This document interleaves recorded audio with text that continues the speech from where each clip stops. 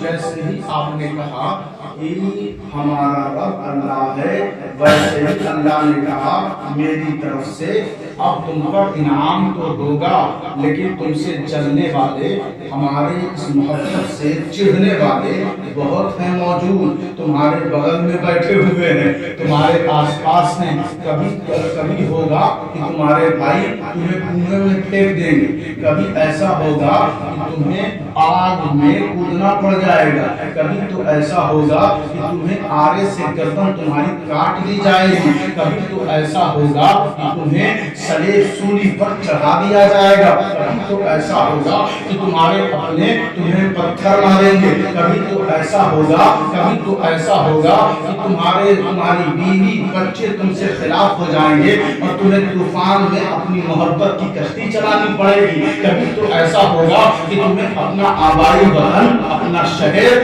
اپنا گھر بار چھوڑ کر بچوں کو، چھوٹے چھوٹے بچوں کو لے کر ایک ریگزار میدان میں خیمہ لگا کر بھوک و پیاس سے گزرنا ہوگا، کبھی تو ایسا ہوگا کہ سامنے کلمہ کی دہائی دیتے ہوئے تمہارے بچوں کو تیر مار دیا جائے گا، کبھی تو ایسا ہوگا کہ تمہارے خیموں میں آگ لگا دی جائے گی، کبھی تو ایسا ہوگا جب تم نے کہہ دیا رب اللہ تو تمہاری گردن کاٹ کر کہیں تیز کر کے بلند کر کے گھمایا جائے گا اور تمہیں تہمت دی جائے گی یہ ظالم تھا، یہ باغی تھا، یہ دین کا غدار تھا، یہ دین محمدی کا نافرمان تھا، تمہیں رسوا کرنے کے لیے بے پناہ کوششیں کی جائیں گی، جب تم جاؤ گے کسی دروازے پر کہ کچھ کھانے کو دے دو، لوگ دروازہ بند کر دیں گے اور تمہیں تمہارے اوپر لعن طعن کر کے تمہیں بھگا دیں گے، کبھی تو ایسا ہوگا کہ راجا سے تمہارا سامنا ہوگا، جادوگروں سے تمہارا سامنا ہوگا، تمہارے ہاتھ میں ایک مسلح ہوگا پھٹا ہوا، ایک تسبیح ہوگی، ایک کاسا ہوگا اور سامنے نہر ہوگی، سامنے ساگر ہوگا، پھر بھی تمہیں پانی نہ ملے گا، بے پناہ تمہیں صعوبتیں، دشواریاں، مشکلات کا سامنا کرنا پڑے گا۔ ہم مسلمان ایسے ہیں کہ اگر ایک دو ٹائم پیسہ نہ مل سکے، دکان نہ چل سکے، ذرا سی بیماری آ جائے، کوئی دشواری آ جائے، ہم تیرا ہی شکوہ کرنے لگتے ہیں، اے میرے پالنہار، تیرے محبوب تھے، تیرے دوست تھے، تیرے حبیب تھے، تیرے خلیل تھے، تیرے پیارے تھے، ان سب کو تو نے کتنا آزمایا ہے، کتنا آزمایا ہے۔ میرا رب فرماتا ہے کہ رب ایسا ہے کہ جس کی جتنی اوقات ہے، جتنی طاقت و توانائی ہے، جتنا سہنے کی صلاحیت ہے، میں اس سے زیادہ بوجھ کسی پر نہیں ڈالتا، جو جتنا کمزور ہوگا اس سے اتنی زیادہ اتنا ہی کم آزمایا جائے گا۔ آج کے مسلمان بہت زیادہ کمزور ہیں، بہت زیادہ کمزور ہیں۔ مولا پروردگارا ابراہیم کے سجدے میں، موسیٰ کے سجدے میں، عیسیٰ کے سجدے میں، مریم کے سجدے میں، نوح کے سجدے میں، آدم کے سجدے میں، مصطفیٰ جان رحمت کے سجدے میں، امام حسین کے سجدے میں، غوث اعظم کے سجدے میں، غریب نواز کے سجدے میں۔ ہم آزمائشوں پر چلنے والے لوگ نہیں ہیں، بس ہمیں اتنا عطا فرما کہ ہم اپنے ایمان کو بچا لیں اور تیرے دین سے ہمیشہ ثابت قدم رہے اور ثابت قدمی کا ایسا جذبہ دینا کہ ہم چلتے چلے جائیں اور دشمن زیر ہو کے کیا بات ہے، کیا بات ہے۔ غریب نواز کی نظر دے دے، سلطان ہند کا کرم دے دے کہ غریب نواز کے کرم سے، ارے ابھی جلد ہی جب ان پر حملہ ہوا، ان کے تقدسات پر، ان کی عمارت پر، ان کے آستانے پر، ان کی خانقاہ پر جب تفتیشی حملہ کرنے کی جرأت کی گئی، غریب نواز کا کرم دیکھو، ان کی عطا دیکھو، اللہ نے بتا دیا کہ جب اسرا وصال ہوا تھا 6 رجب المرجب کو، تو میں نے اس کی پیشانی پر لکھ دیا تھا۔ کیا بات ہے، کیا بات ہے، واہ!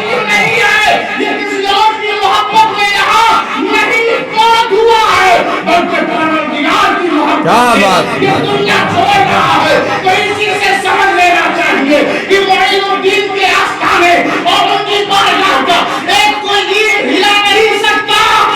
حق تو یہ ہے کہ جتنے ان کے چاہنے والے ہیں انہیں بھی اللہ ذلیل نہیں کر سکتا۔ غریب نواز کے صدقے میں چاہنے والوں کو بھی اللہ نے بلندی دے دی اور ان کے آستانے کو بھی بہار۔ کیا بات، واہ، بے شک، سبحان اللہ۔ آپ دیکھیے ہر جگہ، ہر مقام پر، چاہے چھوٹی سی محفل ہو، کہیں بھی ہو ہر عالم انہیں کی شان اور انہیں کا قصیدہ پڑھ رہا ہے. کہا کرتا ہوں قرآن نے کہا قصہ بیان کرو تاکہ لوگوں کے دماغ میں خوشحالی آئے, فکر پیدا ہو, سوچنے کی صلاحیت آ جائے. ہم نے کن لوگوں کا قصہ سنایا؟ ناچنے والے, گانے والے, جھوٹ بولنے والے, سیاسی روٹیاں سیکنے والوں کا قصہ ہم نے اپنے بچوں کو سکھایا. ایک لڑکا محفل میں بیٹھا ہو کچھ نہیں بولتا, چاہے ابو بکر صدیق کی بات ہو, چاہے فاروق اعظم کی بات ہو, عثمان غنی کی بات ہو, مولا علی کی بات ہو, اہل بیت کی بات ہو, نبی کی بات ہو, کچھ نہیں بولتا. جیسے ہی ہم نے کسی سیاسی لیڈر کا نام لیا فوراً بولنے لگتا ہے کہ وہ پیدا کب ہوا تھا, اس نے کب الیکشن لڑا تھا, کون سا سن تھا, کون سا مہینہ تھا, کب اس نے پرچار میں محنت کی تھی, کب فلاں بھاشن میں اس نے کیا بولا تھا, لیکچر میں کیا کہا تھا, وہ بولنے لگتا ہے. میں سنتا ہوں غور سے اور اسے دیکھتا بھی ہوں کہ یہ کہاں سے کمی ہے, کہاں سے یہ کمزوری ہے. ہم یہ گرا نہیں کر رہے ہیں کہ اس کے بارے میں یہ کیسے جان رہا ہے, جانو اچھی بات ہے, لیکن جسے جاننا تھا ہم نے اسے چھوڑ دیا ہے. ماں باپ نے غریب نواز کا قصہ بچے کو نہیں سنایا, ماں باپ نے بڑوں نے غریب نواز کا واقعہ نہیں سنایا. اگر سنایا ہوتا تو ان کے اندر شکر بھی ہوتا, ان کے اندر توکل بھی ہوتا, ان کے اندر قناعت بھی ہوتی, ان کے اندر استقامت بھی ہوتی, ان کے اندر ٹھوکروں سے گزرنے کی قوت بھی ہوتی, ان کے اندر بھوک اور پیاس کو برداشت کرنے کی صلاحیت بھی ہوتی, ان کے اندر روحانیت کا جذبہ بھی ہوتا. لیکن ہم نے سنایا ان کا قصہ جن کے قصوں کا اثر ان پر ایسا ہوا کہ یہ بچے جھوٹ بولنے لگے, یہ بچے فریب کرنے لگے, یہ بچے دغا دینے لگے, یہ بڑوں کی توہین کرنے لگے, کیونکہ ہمیں ہمارے لیے رول ماڈل اور نمونہ عمل یہ ہمارا مقتدی, ہمارا امام, ہمارا پیشوا یہ جھوٹے نہیں ہیں, یہ سیاستدان اور ناچنے گانے والے نہیں ہیں. مسلمانوں تمہارا لیڈر اور پیشوا اور ہند کے غیرت مند سنی عوام تمہارا امام اور رہنما کوئی اور نہیں ہے. 800 سال پہلے جو اجمیر میں آرام کر رہا ہے وہ خواجہ معین الدین چشتی ہے. بے شک بے شک بے شک, سبحان اللہ. کیا کہتے ہیں غریب نواز, اور ہمارے اندر ذرا سا بھی اثر نہیں, ذرا سا بھی اثر نہیں کہ کم سے کم ہم بھی چلتے پھرتے غریب نواز بن جائیں. مثال کے طور پر خواجہ غریب نواز آپ 3 سال کے اور اسی حساب سے آپ کے دوست بھی ہیں باہر, سب مٹی میں دھول میں کھیلنے والے, آپ باہر تشریف لے گئے اور سب کا ہاتھ پکڑا, پکڑ کے گھر میں لے آئے اور اپنی چادر بچھا دیا, کہا ماں جو میرے حصے کا کھانا ہے میرے دوستوں کو کھلا دیا جائے. کیا بات ہے, میرے حصے کا کھانا دوستوں کو کھلا دیا جائے. در و دیوار سے آواز آنے لگی یہ غریب نواز, آپ سفر پہ ہیں, نیشا پور جا رہے ہیں اور راستے میں 2 شخص بیٹھے ہوئے ہیں, کہا بہت بھوک لگی ہے. غریب نواز کے پاس زادے راہ سفر کے لیے جو کھانا تھا آپ نے ان دونوں کو دے دیا. دونوں نے جب لے لیا کہا کہ کچھ پیسہ مل جاتا تو بڑا اچھا ہوتا. تو جتنا پیسہ تھا آپ نے ان دونوں کو دے دیا. کہا آپ کہاں جا رہے ہیں؟ کہا نیشا پور جا رہے ہیں. نیشا پور کا سفر 1 مہینے کا. تو ان دونوں نے کہا کہ صاحب ہم دونوں چور ہیں, ہم دونوں ڈاکو ہیں, اور آپ نے کھانا اپنا دے دیا, پیسہ اپنا دے دیا, تو اس 1 مہینے میں آپ کیا کریں گے؟ اس 1 مہینے میں آپ کیا کریں گے؟ غریب نواز نے فرمایا ارے نادان, ارے بے وقوف, جب تم جیسے ڈاکو اور چور کے لیے اللہ کھانے اور پیسے کا انتظام کر سکتا ہے تو معین الدین کے لیے بھی وہ ضرور کرے گا. کہا واقعی آپ غریب نواز ہیں. دونوں نے توبہ کیا اور آپ کے ہاتھ پر اسلام قبول کر لیا. میں یہی کہتا ہوں اگر ہم مسلمان मुसलमानों के पास 100 रुपया, किसी को जरूरत है तो 50 रुपया की मदद करके हम भी गरीब नवाज बन जाए।